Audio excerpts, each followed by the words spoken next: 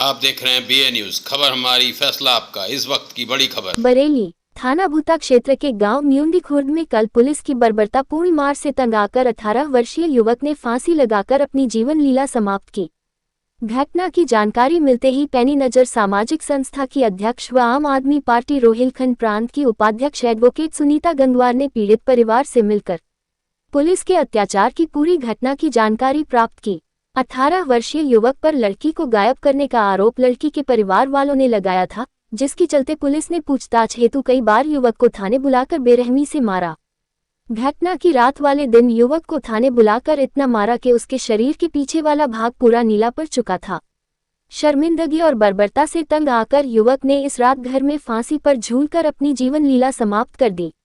Advocate Sunita Gangwar ने घटना की पूरी जानकारी करने पर कहा, लड़की 4 महीने से घर से गायब है। जिस लड़के पर आरोप लगाया है वह लड़का अपने घर पर था, अपने घर पर लगातार रह रहा है और सिलाई करके अपने परिवार का पेट पाल रहा था। पिता अपाहिज जो काम नहीं कर सकते, 6 बहनों का भाई बुई दादी माँ सभी के कमाने का एकमात्र सहारा था। कुलरिया थाने द्वारा लगातार उसे लड़के का उत्पीड़न जारी रहा, जबकि वह लड़का उसका परिवार कहता रहा, मैं उस लड़की को जानता तक नहीं, मुझ पर झूठा आरोप लगाया गया है, मगर उसकी बात किसी ने नहीं सुनी। सुनीता गंगवार ने कहा, आज समाज में इस तरह की बहुत सारी घटनाएं आए दिन घट रही हैं, जिसमें कम उम्र की लड़कियां खराब चाल चलन के चलते तमाम लड़कों से फोन पर कांटेक्ट बनाए रखने के तहत घर से भाग जाती हैं और परिवार किसी न किसी लड़के को टारगेट करके लड़कों का उत्पीड़न किया जा रहा है। उसी के चलते ये घटना एक गंभीर रूप लेकर समाज के मुंह पर तमाचा है। लड़कियों को भागने से रोकने में अक्षम माता पिता लड़कों का उत्पीड़न करवाते हैं। ये सोचने का विषय है, कानून व्यवस्था की असफलता है कि निर्दोष लोग अक्सर पकड़े जाते हैं। संस्था अध्यक्ष ने कहा, पुलिस को इस बर्बरता की कानून में कहीं पर भी इजाजत नहीं है, लेकिन पुलिस की बर्बरता की अक्सर सोशल मीडिया पर वीडियो वायरल हो रही है, जिससे लगता है कि प्रदेश में कानून का नहीं बर्बरता का जंगल राज है। संस्था अध्यक्ष ने कहा, ऐसे पुलिसकर्मी को बचाने के लिए विभाग पूरा प्रयास करता है, मगर इससे कानून के प्रति लोगों का विश्वास उठ जाता है। जब रक्षक ही भक्षक बन जाएंगे तो जनता किसके पास न्याय मांगने जाएगी। ऐसे अधिकारियों को भाषण नहीं दिया जाना चाहिए। इसके लिए संस्था ग्रामीणों के साथ आंदोलन के लिए बाध्य होगी। पुलिस के आला अधिकारी को ऐसे पुलिसकर्मी को सक्षम धाराओं के अंतर्गत कार्यवाही कर जेल की सलाखों के पीछे भेजना चाहिए। जो कानून जनता के लिए है वही कानून जनता के रिक्शों के लिए भी है। इस संबंध में संस्था अध्यक्ष एडवोकेट सुनीता गंगवार वरिष्ठ पुलिस उपाधीक्षक बरेली को सोमवार को प्रार्थना पत्र दोषी पुलिसकर्मी के खिलाफ कार्रवाई करने हेतु सौंपेंगे। एक मर्डर मानती हूँ। मैडम, जैसा कि क्षेत्राधिकारी फरीदपुर का एक बयान जारी हुआ है, उन्होंने अपने बयान में क्या है कि जो निशान पाए गए हैं जो मृतक सलमान है कि वो पुलिस की पिटाई के नहीं है, वो किसी और के हैं। अक्सर पुलिस के यही बयान आते हैं। पुलिस डिपार्टमेंट अपने पुलिस डिपार्टमेंट को बचाने का प्रयास करता है, क्योंकि कोई लड़का जो पुलिस की मार खा के घर में आकर निशान बनाकर अपने आप को फांसी के फंदे पर पहुंचा देगा। कितनी कहना चाहिए असंवेदनशीलता का बयान दिया है पुलिस अधिकारी फरीदपुर सीओ ने। मैं इस बयान को बिल्कुल बचाने वाला बयान मानती हूं कि वो अपने डिपार्टमेंट को बचाने का प्रयास कर रहे हैं। मैं उच्च अधिकारियों से मैं ये निवेदन करना चाहती हूं कि अपने डिपार्टमेंट में यदि कोई ऐसा गलत करता है तो कृपया आप उसे बचाने का प्रयास ना करें और इस जनता को एक इंसाफ दें। एक पुलिस के प्रति जो नकारात्मक समाज में छवि बनी हुई वो इन्हीं कांडों की वजह से बनी हुई है और सबसे अधिक के पुलिस अधिकारी उसको बचाने का प्रयास करते हैं, इसलिए पुलिस की एक नकारात्मक छवि बनी हुई है।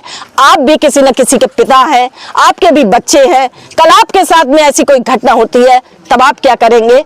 आपको ऐसे भी एक मानवीय दृष्टिकोण से भी सोचना चाहिए कि एक जिस बच्चे ने कोई गुनाह नहीं किया, उसका कोई गुनाह साबित नहीं हुआ, यदि वो गुनहगार होता तो वो घर में नहीं होता, वो भी भागा हुआ होता, लेकिन वो बच्चा बराबर यहाँ रह रहा है, पुलिस के निर्देशानुसार बराबर पुलिस को सहयोग कर रहा है। उसके बाद पुलिस ने उसके साथ ये इतना बड़ा अत्याचार किया है।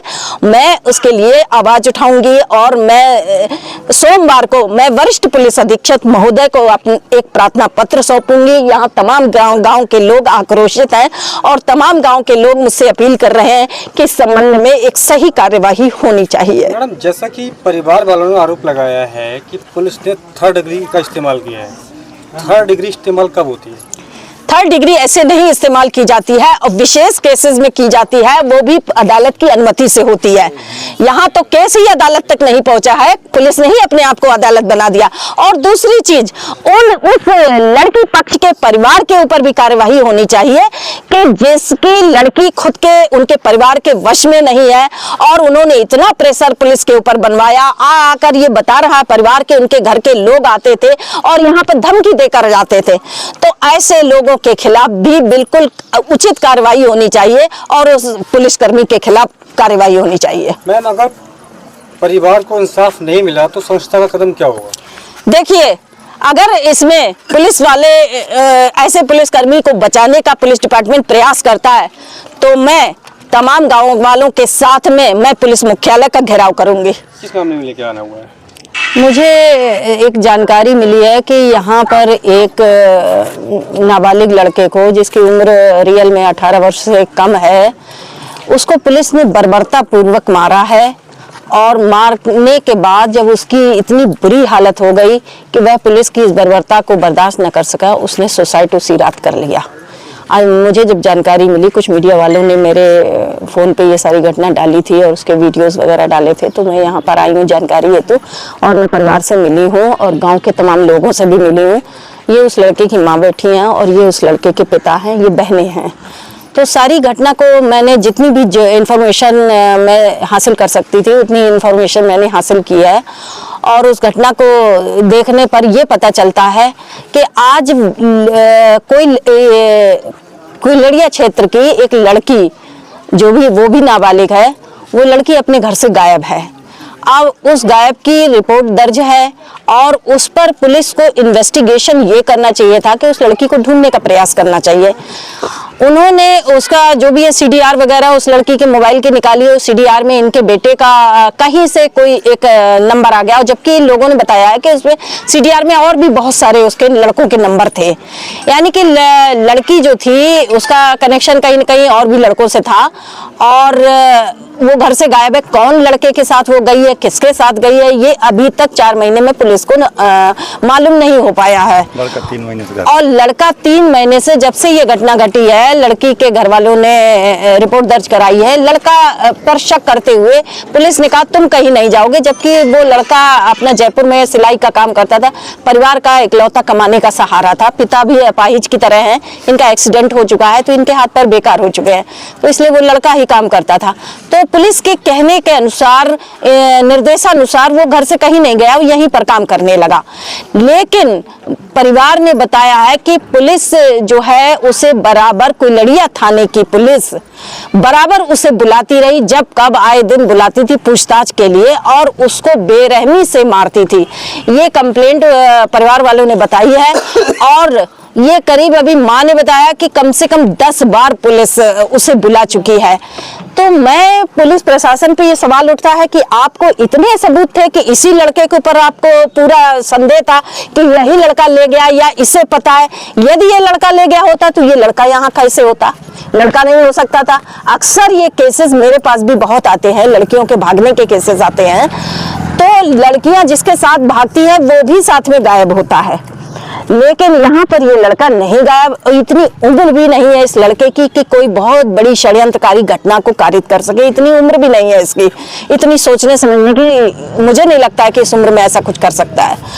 तो उसके बाद इतनी जो बर्बरता पूर्वक उसको मारते रहे हैं, टॉर्चर करते रहे हैं पुलिस वाले, तो उसके बाद उसे उस टॉर्चर से बचने के लिए इतना वो हतोत्साहित हो चुका लड़का, इतना प्रताड़ित हो चुका पुलिस द्वारा कि उसे अंत में मौत का रास्ता उसे पुलिस की बेरहमी पूर्ण मार से कहीं ज्यादा अच्छा लगा और उसने मौत को गले लगा लिया। आज मैं पुलिस प्रशासन के ऊपर एक सवाल उठाना चाहती हूँ, क्या पुलिस प्रशासन केवल लोगों को बेरहमी से मारने के लिए है या लोगों को सुरक्षा देने के लिए है, या किसी के साथ कोई घटना घटती है तो पुलिस से मदद मांगने के लिए पुलिस डिपार्टमेंट है? ये जवाब पुलिस वाले दें, पुलिस के आला अधिकारी दें कि पुलिस डिपार्टमेंट की आखिर ड्यूटी क्या है। पुलिस को मारने का अधिकार कहां से मिल गया है? पुलिस को सजा देने का अधिकार कहां से मिल गया? क्या पुलिस मार के न्यायालय का काम भी स्वयं करेगी पुलिस, या पुलिस अपने आप को कह दे कि हम ही न्यायालय, हम ही सब कुछ है, हम ही सब कुछ करेंगे? तो आज ऐसे मैं ये नहीं कहूंगी कि पुलिस डिपार्टमेंट में सारे अधिकारी ऐसे हैं, ऐसा नहीं है, लेकिन आए दिन आप सोशल मीडिया पर ऐसी घटनाओं की वीडियोस आ रही हैं जहां पर पुलिस बेरहमी से मार रही है, जबकि पुलिस एक्ट के अंतर्गत पुलिस को यह अधिकार बल प्रयोग का नहीं है। विशेष परिस्थितियों में बल प्रयोग का है। न्यायालय की अनुमति से आप थर्ड डिग्री का इस्तेमाल करते हैं, लेकिन आप बिना न्यायालय के आपने कैसे इतनी बर्बरपूर्ण घटना कारित की है? और मैं आवाज उठाती हूं कि ऐसे पुलिसकर्मी को अब तक सस्पेंड क्यों नहीं हुआ? अब तक ऐसे पुलिसकर्मी पर मुकदमा लिख जाना चाहिए, क्योंकि ये पुलिस के द्वारा एक तरह का मर्डर है, क्योंकि पुलिस की प्रताड़ना से उसने आत्महत्या करी है। और मैं उस लड़की पक्ष से भी कहना चाहती हूं कि आप अपनी बेटियों को संस्कार नहीं दे पाते हैं, आप अपनी बेटियों को घरों में रोक नहीं पाते हैं, और आपकी बेटियां घर से चली जाती हैं तो आप किसी न किसी लड़के की जिंदगी खराब करने के लिए आप उसे शिकार बनाते हैं।